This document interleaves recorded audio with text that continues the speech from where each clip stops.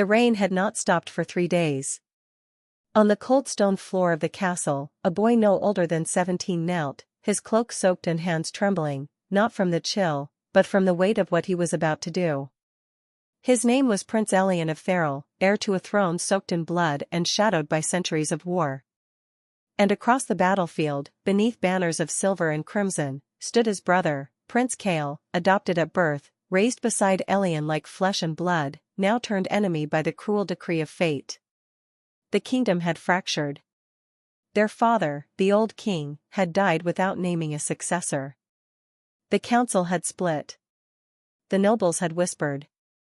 And soon, the only answer left was war. Not between armies.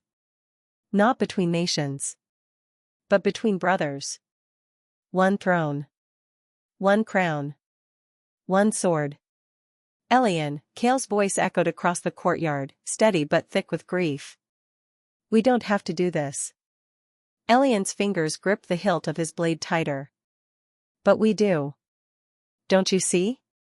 They've made it this way. Behind him, the people of the castle, servants, guards, even the cooks, watched in silence. Not as spectators, but as the last remnants of a kingdom crumbling under its own pride. The ancient law was clear: when succession is disputed, the throne shall be claimed by honor duel. A battle to yield, not to death, but the consequences for the loser were clear: exile. For Elian, born of royal blood, raised to rule, losing meant disgrace. For Cale, the adopted son, the outsider given a crown's weight, losing meant being cast out from the only home he'd ever known. The rain lightened. The clouds, weary from crying, began to break. As the two brothers circled one another, swords drawn, memories clashed louder than steel.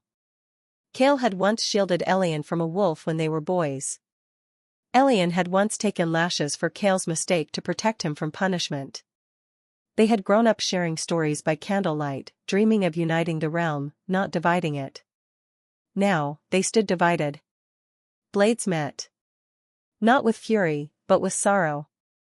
Each strike was a question. Each parry, a silent apology.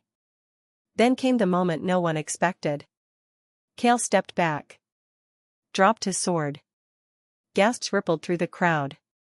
I won't do this, he said, voice trembling. I won't raise my blade against my brother, not for a crown I never wanted. Elian froze, sword hovering near Cale's chest. Don't, Cale said softly. Take the throne. Let this war end.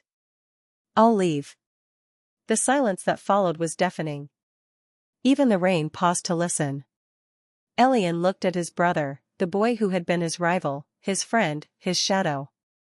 And something inside him broke. No, Elian said, voice cracking. I won't win this way. He dropped his sword, too. The court was stunned. Two princes, both rightful in heart if not in name, refusing to rule over a land torn by division. What are you doing? Cale asked.